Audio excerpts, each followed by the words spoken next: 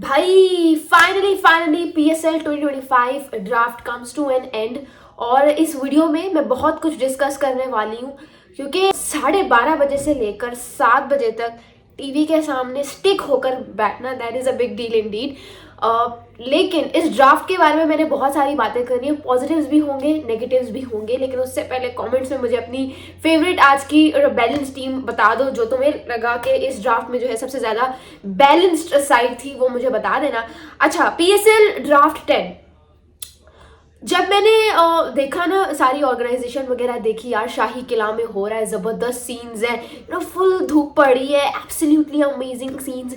वो एक proper dressing code रखा हुआ है कि भाई ईस्टर्न कपड़ों में आना है, वो शेरवानियाँ पहनी हुई है, ठीक है जी, और कपड़े शलवार कमीज़ वेस्ट कोट पहनी हुई है, तो बड़ी ज़बरदस्त मुझे लगा। मैंने कहा वाह यार ज़बरदस्त जो है ड्राफ्ट इस दफ़ा ऑर्गेनाइजेशन वगैरह है। लेकिन वो कहते हैं ना, डोंट जज a book by its cover. तो हमने जज कर लिया कि यार अगर ऑर्गेनाइजेशन इतनी ज़बरदस्त है तो फिर प्रोडक्शन तो और अच्छी होगी। लेकिन प्रोडक्शन में वही घिसे पिटे ब्लंडर्स, मतलब 10 साल, एक डेकेड हो गया है, ठीक है, HBL PSL को एक डेकेड हो गया है। और हालात ये चेक करो कि माइक जो है वो बड़ा बेसिक सी एक चीज़ होती है। इवन हमारी यूनिवर्सिटी में जो छोटे मोटे इवेंट्स होते रहते हैं, ठीक है, उसमें माइक के मसले नहीं आते यार। आपने तो फिर एक ऐसी लीग में, ये जो PSL है इसमें करोड़ों अरबों रुपए खर्च हुए होते हैं, इन्वेस्ट हुए होते हैं, और आप इतना बेसिक, चलो माइक इशू आ जाता है, ठीक है, कोई नहीं, एक इलेक्ट्रॉनिक चीज़ है, कोई मसला नहीं। आप अगर आ भी जाता है तो क्या 12:30 बजे से लेकर 7 बजे तक के टाइम पीरियड में आपके पास 1 घंटा भी नहीं था कि आप इस मसले को सॉल्व करते? मतलब मुझे लगा चलो 1 घंटे में नहीं, 2 घंटे में हो जाएगा, 3 घंटे में हो जाएगा। वो मसला लगातार रात तक चलता रहे। क्या तरीका है यार, मतलब बहुत, आई वुड से बिल्कुल ख़राब प्रोडक्शन थी। वो उठा के उधर उसको दे रहा है, वो उठ के टेबल से प्रॉपरली दूसरी टीम की तरफ जा रहा है कि भाई ये ले माइक में कुछ तो बोल ले। वो गोरा परेशान हो गया, गोरा जो उन्होंने खड़ा किया, डोमिनी साहब जो है वो परेशान हो गया कि भाई ये क्या हो रहा है, ये कैसा ड्राफ्ट में आ गया। मतलब IPL में तो फिर 600 उनकी तादाद होती है, हंड्रेड्स में जो है थाउजेंड्स में प्लेयर्स की साइनिंग्स वगैरह होती हैं, वो पिक कर रहे होते हैं। तो IPL में ऐसे मसले नहीं आते। ये तो फिर ठीक ठाक एक प्री प्लान चीज़ थी, आप कह सकते हो। ग्राफिक्स में इतने मसले यार, कभी फ़हीम अशरफ को, अब पेशावर ज़ल्मी ने पिक किसको किया है कैटेगरी में, और आ कोई रहा है स्क्रीन पर, मतलब नाम ही इधर उधर अदला बदली, अहमद दानियाल। अच्छा, मैंने ये कहाँ से पिक हो, तब इतने ख़राब सीन चल रहे थे, ग्राफिक्स टोटली फ्लॉप, बहुत बुरा हुआ, बहुत बुरी जिसे कहते हैं production, I would say. But the organization was amazing, I would say. Hazuri Bagh, Shahi Qila, Badshahi Masjid, absolutely amazing scenes from there.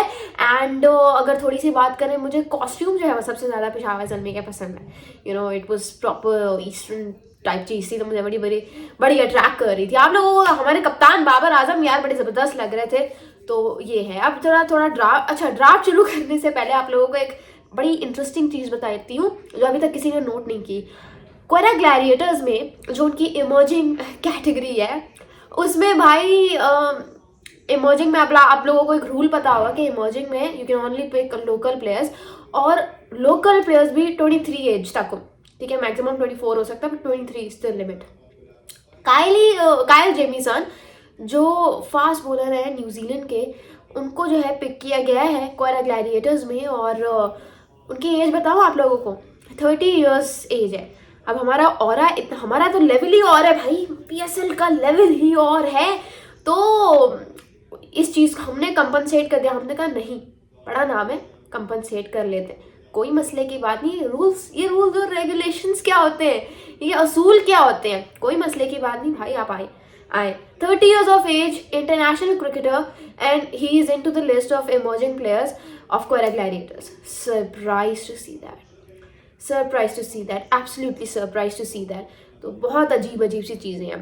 Memes review हम एंड में करेंगे, लेकिन अभी थोड़ी सी ड्राफ्ट की बात करें यार। Personally I feel like Karachi Kings, ठीक है, एंड कोयरा ग्लैडिएटर्स, ये वो दो वाहिद टीम्स हैं जो मुझे लगा है कि they totally stole the show in today's draft। मतलब top picks, Karachi Kings specially, David Warner, जहाँ पे हर कोई लग रहा था लाहौर कलंदर्स में जाएगा डेविड वार्नर, केन विलियमसन इधर जाएगा, कराची किंग्स ने कहा रुको भाई सब्र करो, and Kane Williamson and David Warner are now in one team. पहले लग रहा था केन विलियमसन, मुझे नहीं लग रहा था टू बी वेरी ऑनेस्ट कि केन विलियमसन अनसोल्ड जाएगा, बिकॉज इतना बड़ा जब प्लेयर रजिस्टर करता है तो वो पहले कंफर्मेशन मेरे ख्याल से ले लेता है कि मैं पिक होऊंगा या नहीं होगा। तो मुझे ये था कि भाई ये सप्लीमेंट्री में लाजमी पिक होगा, और वही हुआ, कराची किंग्स ने जो है उसको पिक कर लिया। तो भाई साहब अली भाई आप थोड़ी ओवर एक्टिंग करते हैं, ठीक है, मुझे ये लग रहा है थोड़ी सी वो कहीं ना कहीं ओवर एक्टिंग कर लेते, but again I think I would से कि ये चीज़ एक बहुत शानदार चीज़ है।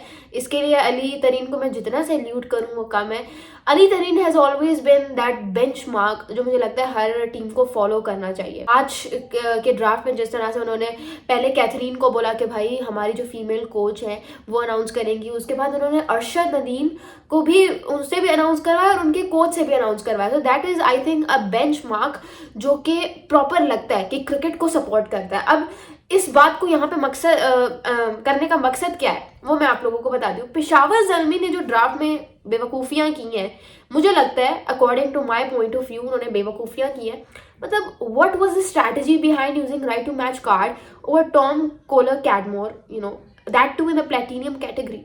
आई मीन आप टॉम कोलर कैडमोर पे अपना right to match card use करो, वो भी प्लेटिनियम कैटेगरी में। मतलब having the likes of so many other players, आपके पास बहुत सारे बाकी प्लेयर्स भी थे उस वक्त। मुल्तान सुल्तान्स के पास जो है वो एक कंपैरेटिवली मुझे लगता है बॉलिंग पे मुझे लगता है उन्होंने ज़्यादा फोकस किया है। Although they got Tayyab Tahir as well, फिर कामरान गुलाम भी उनके पास मिडिल ऑर्डर में बैटिंग करने के लिए, लेकिन मुझे लगता है वो एडजस्ट कैसे करेंगे, I am a little bit of confuse over that. And then bowling में मैं ये बात कर रही थी कि देव गॉट उनके पास बॉलिंग में बहुत सारे ऑप्शन हैं। आकिफ जावेद है, जॉश लिटल है, मोहम्मद हसनैन है, उसामा है, यू नो क्रिस जॉर्डन है। फिर उन्होंने जो है इमर्जिंग कैटेगरी में आई गेस, हाँ इमर्जिंग में उन्होंने उबैद को भी ले लिया है, उसके बाद शाहिद अजीज़ को भी ले लिया है। मुझे लगता है बॉलिंग पे उन्होंने कंपैरेटिवली ज़्यादा फोकस किया है, but let's see what Multan Sultan has got to deliver us. And then if I talk about Karachi Kings का मैं क्यों कह रही हूँ, बहुत कराची और Quetta have to be the best picks over है, because I feel like Quetta Gladiators को अगर आप देखें सो उनके पास एक बैलेंस्ड स्क्वाड बन गया, यू नो स्पिनर्स भी हैं उनके पास, अकील और अबरार का जो है ड्यो जब बनेगा so that will have much more to offer I feel like, ठीक है। उसके अलावा आप देखो तो उनके पास रूसो हैं, फिर शोएब मलिक को भी ले लिया था उन्होंने सप्लीमेंट्री में। फिर ऊपर अपर ऑर्डर पे देखो तो आप उनके पास हसन नवाज है, फिन एलन है, so it will be actually very good, क्योंकि कोयला ग्लैडिएटर्स वर्सेस लाहौर कलंदर्स का मैच मुझे लगता है बड़ा एक्साइटिंग बनेगा, Finn Allen versus you know Shaheen Afridi. तो मुझे लगता है कि कोयला ग्लैडिएटर्स टॉप पिक्स थी, and then Karachi Kings as well. इस दफ़ा कराची, मेरा बड़ा दिल था कि मैं मुल्तान को छोड़ के कराची को सपोर्ट करूं, because Karachi has got that, you know, इस दफ़ा मुझे लगता है बैलेंस स्क्वाड, बहुत बैलेंस, यू नो, चाहे आप टॉप ऑर्डर देख लो, फिर मिडिल ऑर्डर देख लो, फिर लोअर मिडिल ऑर्डर देख लो, फिर उनकी बॉलिंग चाहे वो स्पिन है या फिर फास्ट बॉलिंग है, everything is I feel like complete.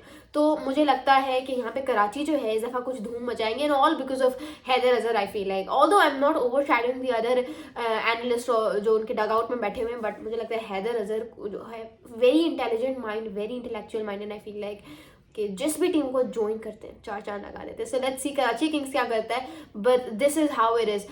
Peshawar Zalmi की मैं ये बात कर रही थी कि उनके पास बहुत सारे ऑप्शन थे, ठीक है, पेशावर ज़ल्मी के पास बहुत सारे ऑप्शन से, वही वो ब्लंडर्स करते हैं।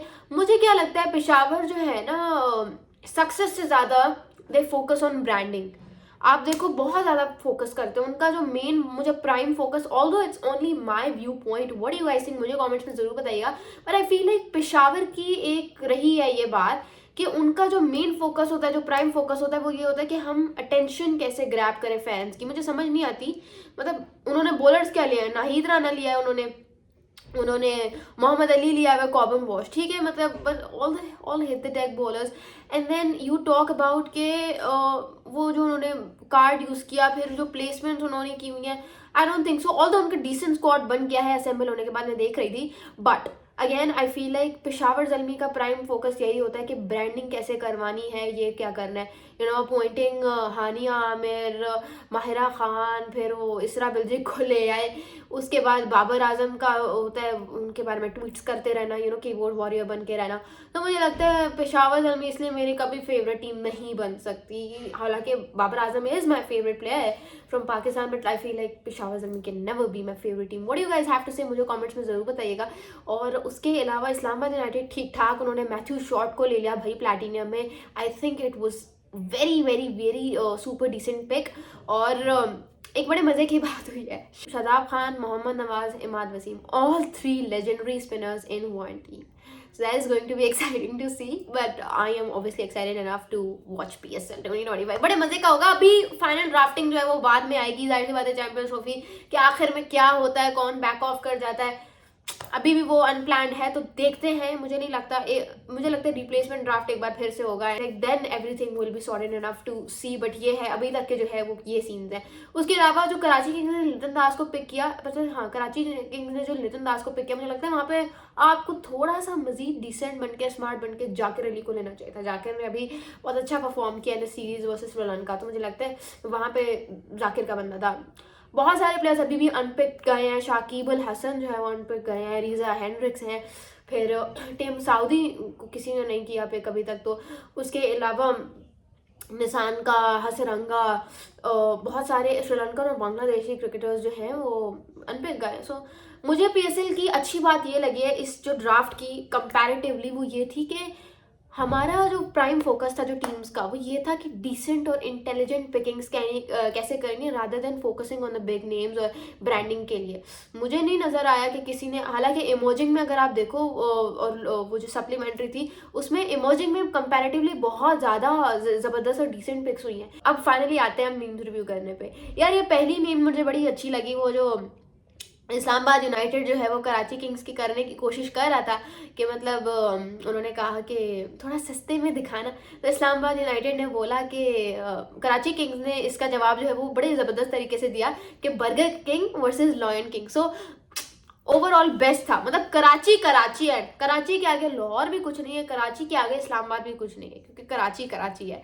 उसके बाद ये बड़ी ज़बरदस्त थी, ये ग्राफिक्स वही है ना कि प्रोडक्शन में बड़ी फजूल हरकतें हो रही थी। आजम खान के ऊपर सिकंदर रजा की तस्वीर लगी हुई थी, तो सबने कहा कि आजम खान ने अपनी फिटनेस पे बड़ा काम किया, तो ये चीज़ भी मुझे बड़ी अच्छी फनी लगी, तो मैंने कहा यहाँ पे शेयर कर देती हूँ। मुझे आप लोगों ने कमेंट्स में ज़रूर बताना है कि आप लोगों के हिसाब से कौन सी जो है सबसे ज़बरदस्त टीम थी। Thank you so much, this is Lava Basi signing of.